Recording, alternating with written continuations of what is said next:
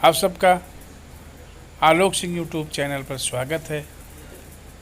आज हम आपको विद्युत यंत्र के बारे में बताएंगे कि विद्युत यंत्र कौन कौन से हैं। जैसा आप जानते हैं कि हमारे घरों में यदि हम कभी कभी बल्ब देखते हैं, उस पर लिखा रहता है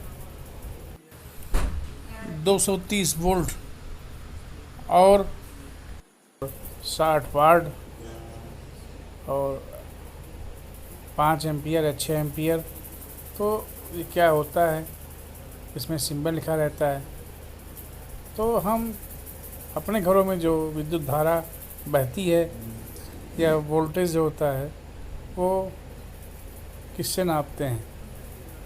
तो हम धारा को जो है हम एम्पियर से एमीटर द्वारा उसको एम्पियर नापते हैं एम्पियर में, और वोल्ट मीटर को हम यूज़ करते हैं विभवांतर को नापने के लिए। जैसे घरों में आपके स्टेबलाइज़र वगैरह रहता है, चाहे फ्रिज का हो चाहे टीवी का हो, उसमें जो लिखा रहता है उसमें हम वोल्ट मीटर का प्रयोग करते हैं। वो आपकी वोल्ट जो है कितने वोल्ट आपके घरों में विभवांतर दौड़ रहा है, तो वो वोल्टेज नापता है। और उसमें वी डिनोट रहता है, जैसे आपको फिगर ऊपर वाले फिगर में दिख रहा है। और एम्पियर यदि नापना हो तो वो लगभग आपका उसको नापने के लिए हम ज़्यादातर एमीटर का यूज़ करते हैं। अब आते हैं एमीटर। एमीटर में होता है, इसमें विद्युत परिपथ में बहने वाली जो धारा की प्रबलता ज्ञात की जाती है एमीटर द्वारा। इसे धारामापी की कुंडली के साथ समांतर क्रम में कम प्रतिरोध का तार जोड़कर हम एमीटर को बनाते हैं। और इसका एक पॉइंट और है तीसरा, कि एमीटर का जो प्रतिरोध होता है वो कम होता है। तो ये गुण था। इसी प्रकार हम आते हैं कि वोल्ट मीटर में क्या क्या होता है। तो वोल्ट मीटर के लिए हम ये जो वोल्ट मीटर होता है, इससे विद्युत परिपथ के किन्हीं दो बिंदुओं के बीच का विभवांतर ज्ञात करते हैं। और दूसरा पॉइंट है कि इसमें धारामापी के कुंडली के साथ श्रेणी क्रम में हम उच्च प्रतिरोध का ताप जोड़कर बनाते हैं। अगला पॉइंट इसका तीसरा है, इसका प्रतिरोध जो होता है वो अधिक होता है। तो यहाँ हमने आपको वोल्ट मीटर एमीटर के बारे में बताया। अब किसी भी परिपथ को जोड़ने के लिए जो विद्युत का जो चिन्ह होता है, क्या क्या कौन सा चिन्ह किसका होता है, एमीटर क्या चिन्ह होता है, वोल्ट मीटर क्या होता है। यहाँ पे हम देख रहे हैं कि कुछ अवयव दिया है, उसका प्रतीक दिया है। जैसे विद्युत सेल का हमारा दिया है यहाँ पे, इसी प्रकार बैटरी और सेलों का संयोजन के लिए प्रतीक दिया है। अगर कोई की जो है प्लग की अथवा स्विच है तो उसका भी यहाँ पे दिया है। यदि हमारा प्लग बंद वाला हो तो उसका दिया है, खुला और बंद दोनों का दिया है। इसके बाद तार संधि का दिया है। तो ये सब इसके अवयव हैं। और उसका जो यहाँ संधि के अलावा विद्युत बल्ब और प्रतिरोधक का भी दिया है। तो ये सारे सिंबल हम यूज़ करते हैं अपने सर्किट या परिपथ में, और पर जिसको बनाने के लिए ये सब जानना आवश्यक होता है। यहाँ पर जो है विद्युत परिपथ में उपयोगी उपकरण जो जो लगते हैं, विद्युत सेल हुआ, बैटरी हुआ, प्लग कुंजी हुआ, स्विच परिवर्ती प्रतिरोध हुआ या धारा नियंत्रक हुआ, वोल्ट मीटर एमीटर तथा विद्युत बल्ब आदि का जो ज़रूरत पड़ता है विद्युत परिपथ जोड़ने के लिए, उसका सिंबल हमने अभी बताया। आप कोई भी परिपथ हो, हम इस सिंबल को यूज़ करते हैं। अब आता है विद्युत प्रतिरोधकता। तो हम इसे कहेंगे कि 1 मीटर भुजा वाले जो घन के विपरीत फलकों में से यदि धारा गुजरती है तो जो प्रतिरोध उत्पन्न होता है वह प्रतिरोधकता कहलाता है। ये प्रतिरोध का डिफिनीशन है। तो अब आते हैं हम एसआई मात्रक जो होता है इसका प्रतिरोधक का ओम मीटर होता है। तो इसमें क्या क्या प्रतिरोधक के गुण हैं, आइए देखें। अब बात करते हैं कि प्रतिरोधकता चालक की लंबाई व अनुप्रस्थ काट के क्षेत्रफल के साथ नहीं बदलती है, तापमान के साथ परिवर्तित होती है। दूसरा है धातु व मिश्र धातु का जो प्रतिरोधक परिसर होता है वो होता है वो 10 की पावर 8 से लेकर 10 की पावर 6 के बीच रहता है। तीसरा पॉइंट आता है मिश्र धातुओं की जो प्रतिरोधकता होती है उनके अवयव धातु से अपेक्षाकृत अधिक होती है। अब आता है मिश्र धातु का उच्च तापमान पर शीघ्र ही उपचयन या दहन नहीं होता, अतः उपयोग जो है तापन युक्त में ही होता है। अगला पॉइंट आता है कि तांबा या एल्युमिनियम का उपयोग विद्युत संचरण के लिए किया जाता है क्योंकि प्रतिरोधकता जो होती है इसकी कम होती है। तो ये हमारा प्रतिरोध का प्रॉपर्टीज या गुण था और सारे हमने आपके सिंबल वगैरह आदि बता दिए। अब परिपथ कैसे यूज़ करते हैं ये आप जानिए। अब आता है ओम का नियम। ओम का नियम ये है कि किसी विद्युत परिपथ में धातु के तार के दो सिरों के बीच में विभवांतर यदि प्रवाहित होने वाले विद्युत धारा के समानुपाती होता है, परंतु यह तार का तापमान समान रहना चाहिए इसके लिए, तो V प्रोपोर्शनल टू R, यानी R जहाँ यहाँ पे एक नियतांक है जिस पे तार का प्रतिरोध रहता है। यहाँ फिगर में देख रहे हैं कि एक तरफ विभवांतर V है और दूसरी तरफ धारा A है, तो बीच में हम देख रहे हैं V प्रोपोर्शनल टू I। यानी हम कह सकते हैं कि प्रतिरोधक जो है या प्रतिरोध या चालक का वह गुण है जिसके कारण हम जो है प्रवाहित होने वाली धारा का विरोध करता है। ऐसा ही में इसका मात्रक ओम होता है। 1 ओम बराबर 1 वोल्ट बटे 1 एम्पियर। जब परिपथ में 1 एम्पियर की धारा प्रवाहित हो रही हो तथा विभवांतर 1 वोल्ट हो तो प्रतिरोध भी 1 ओम होगा। धारा नियंत्रक जो होता है परिपथ में प्रतिरोध की परिवर्तित करने में जिस युक्ति का उपयोग करते हैं या किया जाता है उसे हम धारा नियंत्रक कहते हैं। अब आता है कि चालक का प्रतिरोध किन किन चीज़ पर निर्भर करता है। पहला होता है चालक की लंबाई के समानुपाती होता है। दूसरा है अनुप्रस्थ काट के क्षेत्रफल के व्युत्क्रमानुपाती होता है। तीसरा है तापमान के समानुपाती होता है। और अंतिम पॉइंट जो है चौथा, पदार्थ की प्रकृति पर भी ये निर्भर करता है। तो ये हमारे जो है प्रतिरोध या चालक का प्रतिरोध किन किन पॉइंट पर निर्भर करता है यहाँ पर मैंने बताया। ओम का नियम बताया कि V बराबर I इंटू R। अब इसको हम परिपथ में कैसे जोड़ते हैं। अब आता है कि समांतर प्रतिरोध का जो संयोजन होता है वो 2 प्रकार का होता है। पहला है श्रेणी क्रम और जो दूसरा है वो समांतर क्रम संयोजन है। यदि सीरीज एक लाइन से जोड़ते हैं तो श्रेणी क्रम और आमने सामने जोड़ते हैं तो संयोजन क्रम। तो श्रेणी क्रम में देख रहे हैं ये हम एक लाइन से जोड़ रहे हैं। देखिए यहाँ ये जो श्रेणी क्रम का संयोजन हो रहा है इसमें एक के बाद एक हम जोड़ते जा रहे हैं, तो ये हमारा श्रेणी क्रम संयोजन है। इसी प्रकार हम यदि कि प्रतिरोध R1 R2 R3 है तो अगर इनको जोड़ा जाए तो कैलकुलेशन किया जाए, इसका सूत्र होता है कि टोटल जो प्रतिरोध होता है वो R1 R2 R3 यानी प्रतिरोध तार जो है 3 या 3 से यदि अधिक हों, यहाँ हमने 3 जोड़ा है, यदि n जोड़ें तो n पे हमारा फार्मूला हो जाएगा R1 R2 R3 और Rn। इसी प्रकार हम समांतर क्रम में देखते हैं, इसमें हम जो है आमने सामने किसी चीज़ को तार को जोड़ते हैं तो पैरेलल जिसे बोलते हैं, पैरेलल या समांतर। तो यहाँ देखिए ये समांतर है। इसमें जो सूत्र होता है यदि प्रतिरोध R1 R2 R3 हो, यदि n हो, तो यदि इसमें देखिए 3 जोड़ा है तो इसमें 1/R बराबर हो जाएगा 1/R1 1/R2 प्लस 1/R3। यदि n हो इसमें प्रतिरोध की संख्या या 3 या 3 से अधिक हो यदि, तो उसमें जो फार्मूला होगा 1/R1 1/R2 1/R3 dot dot dot 1/Rn यानी प्रतिरोध की संख्या n होगी। तो ये हमारा समांतर क्रम का एक तुल्य प्रतिरोध है। अब आइए इसका डेरिवेशन करें। यदि जब 2 या 3 प्रतिरोधों को एक सिरे से दूसरे सिरे में जोड़ा जाए तो श्रेणी क्रम संयोजन कहलाता है। यदि श्रेणी क्रम का कुल प्रतिरोध हम मान लें R बराबर जो होता है R1 plus R2 plus R3 हम जानते हैं, अभी हमने डेरिवेशन में इसका करना है, इसका फार्मूला अभी हमने बताया। तो ये होगा R बराबर R1 plus R2 plus R3 श्रेणी क्रम में प्रत्येक प्रतिरोध में एक समान धारा यदि प्रवाहित किया जाए तो और उसका विभवांतर जो कुल टोटल होगा V बराबर V1 plus V2 plus V3 और ओम का नियम हमने पढ़ा है कि V बराबर I इंटू R होता है।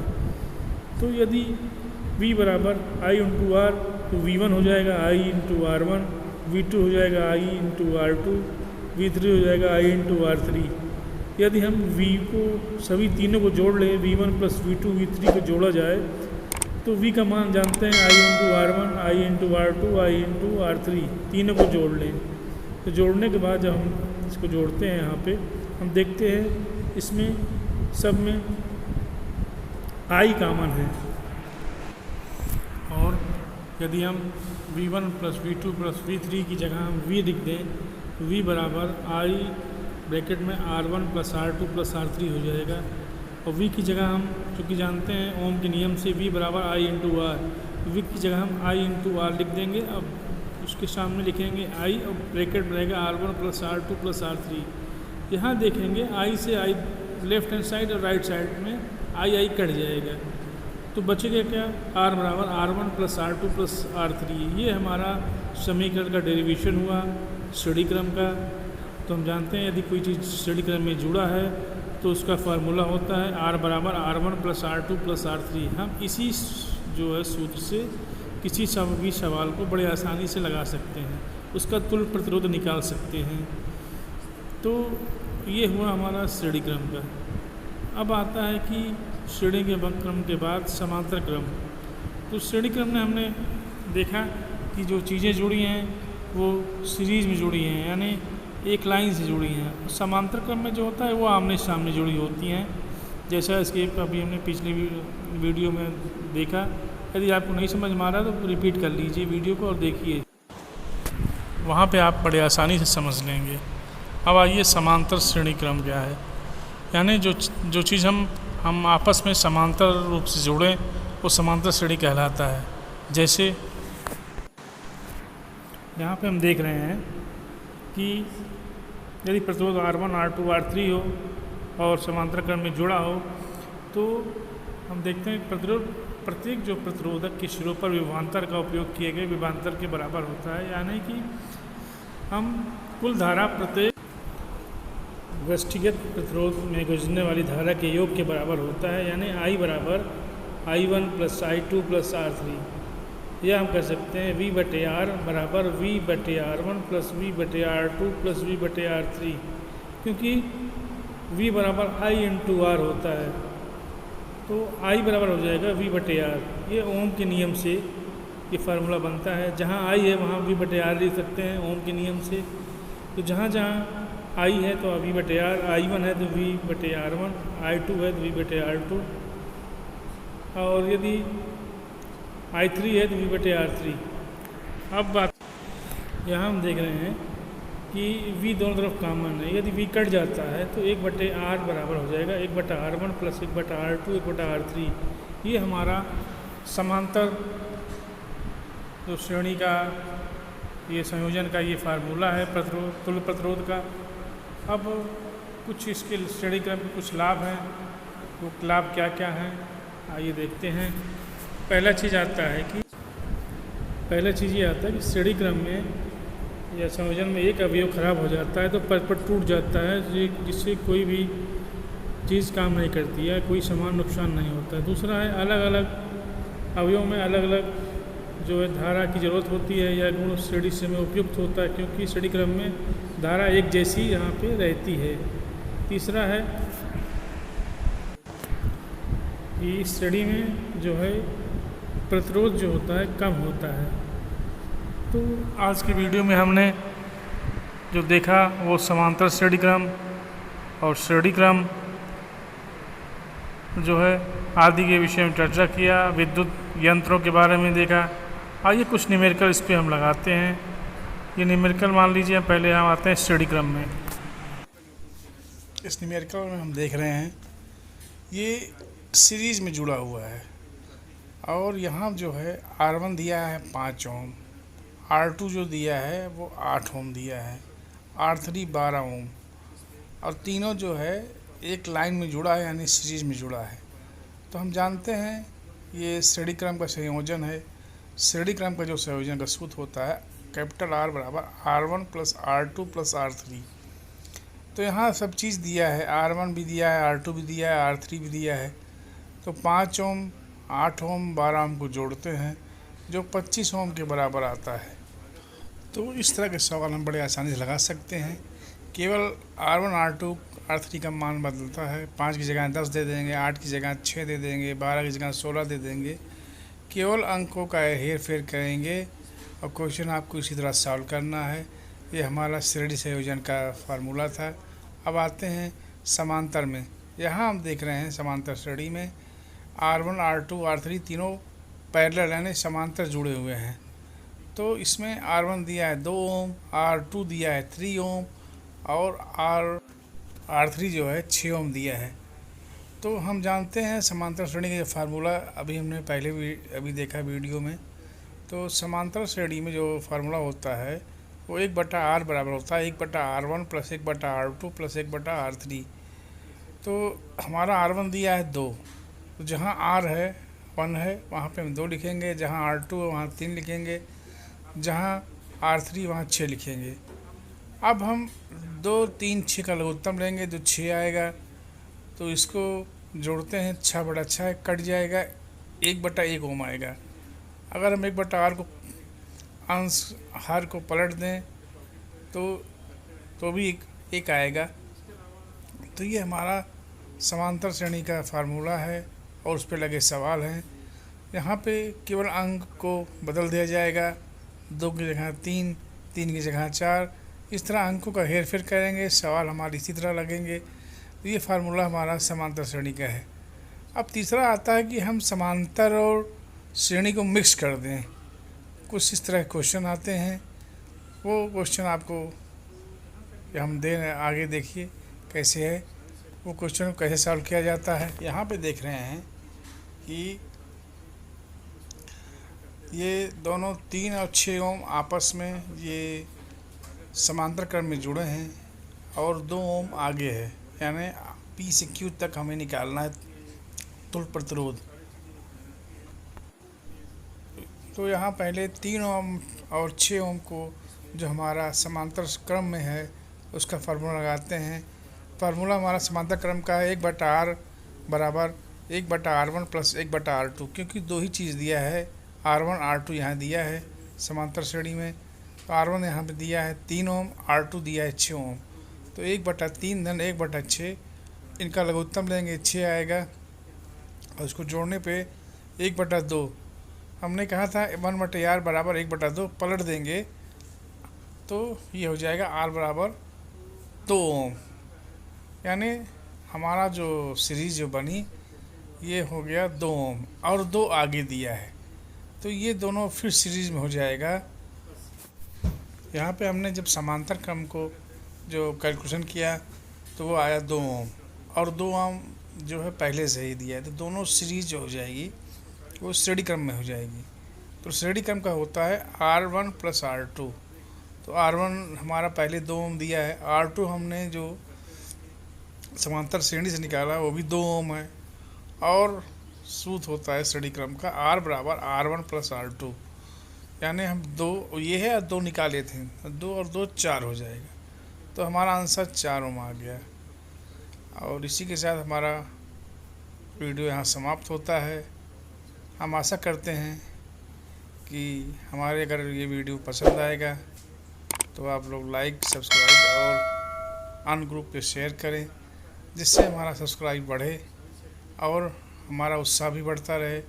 आपको हम नए नए वीडियो दें और उससे लाभान्वित हों और अच्छे अच्छे क्वेश्चन और वीडियो हम आपके पास पहुंचाते रहें। आशा करते हैं आप लोग सब्सक्राइब करने में चूकेंगे नहीं और इसे अन्य ग्रुप में भी आप भेजें।